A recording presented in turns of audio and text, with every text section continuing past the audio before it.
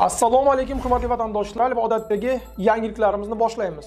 Boshlashdan oldin katta iltimos, meni ko'rayotgan bo'lsangiz, podpiskani bosinglar. Podpiska bizning kanalimizga rivojlanishiga juda ham yordam beradi. Iltimos, shuni bosib qo'yinglar. Moskva hamda Moskva oblasti va Sankt-Peterburgdagi hamyurtlarimizga 10 yillik stajiga ega ishonchli dokument xizmatlarini taklif qilamiz. Registratsiya va uni продление qilish, трудовой договор, уведомление, spravkalar, проверка bazalar xizmatlari mavjud. Muhim eslatma, Amina ilovasi to'liq ishlamaganligi sababli registratsiya qilmaganlar zudlik bilan ushbu xizmatdan foydalaning. Hoziroq ekrandagi raqamlarga qo'ng'iroq qiling yoki WhatsAppdan yozing. Diqqat, tezkor xabar. Hayit bayramida ham katta reyd uyushtirildi. Assalomu alaykum qadrli mehmon, videodan to'liq xabardor bo'lish uchun videoga like va podpisatsiya tugmalaridan bosib qo'ying. Sankt-Peterburgning Moskovskiy prospektidagi yotoqxonaga hayit kuni tong saharda reyd o'tkazildi. Politsiya 25 nafar migrantni bo'limga olib ketdi. 20-mart kuni ertalab politsiya xodimlari Rossiya Milliy gvardiyasi xodimlari bilan birgalikda Moskovskiy prospekti 8-uyda joylashgan hostelda reyd o'tkazdi, deb xabar beradi Rossiya Ichki ishlar vazirligining Sankt-Peterburg va Leningrad viloyati bo'yicha bosh boshqarmasi. Huquqni muhofaza qilish organlari xodimlari 180 dan ortiq muhojirni tekshirib, skouch itlar bilan migrantlarning o'rin yotoqxonalargacha hidlatib chiqildi. Muhojirlarning aksariyatlarining hujjatlari joyida ekanligi aniqlandi.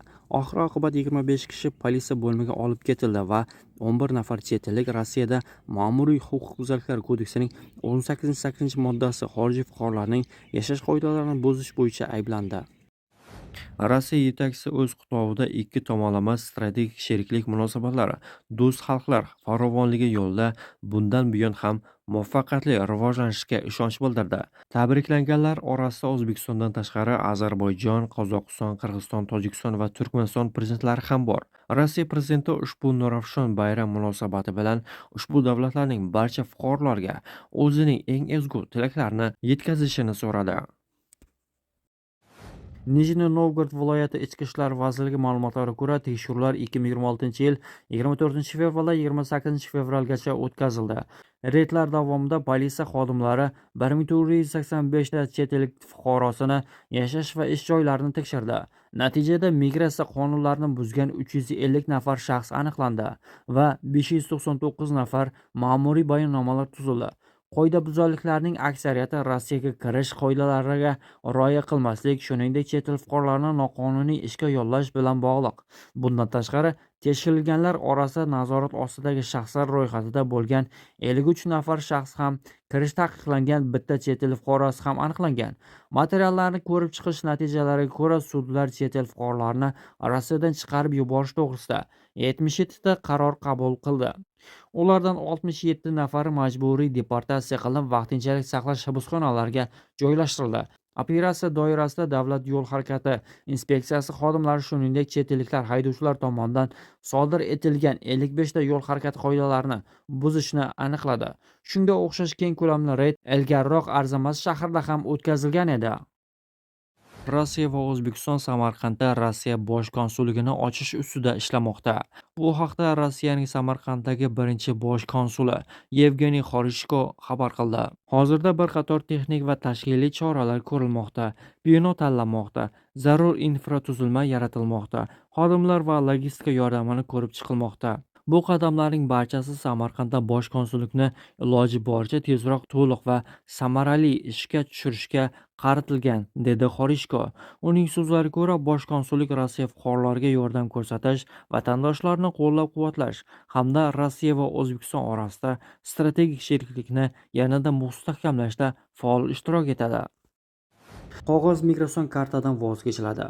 2028-yil 1-yanvardan Rossiyaga kirib kelayotgan xorijliklarga qog'oz migratsion karta berish to'xtatilishi mumkin. Ichki ishlar vazirligi tegishli taklif bilan chiqdi. Ma'lum qilinishicha, xorijliklarning kelishidan oldin RUID ilovasi orqali ariza berib kelishi va yaratilayotgan xorijlik fuqaroning raqamli profili bu qog'ozbozlikdan ozod qilinyapti. Unga hojat qolmayapti, deyiladi xabarda. Sankt-Peterburgning Primorskiy tumanidagi sud tanishini o'ldirishda gumon qilinayotgan xorijiy fuqaroni hibsga oldi.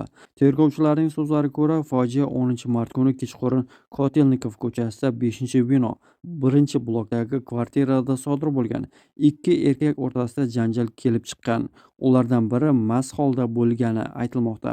Janjal paytida 31 yoshli migrant 50 yoshli tanishiga hujum qilib, uni bir necha marta urgan. Keyin jabrlanuvchini 9-qavatning derazasidan tashlab yuborgan. U olgan jarohatlardan voqea joyida vafot etgan. Tergov qo'mitasi qotillik bo'yicha jinoiy ish qo'zg'atdi.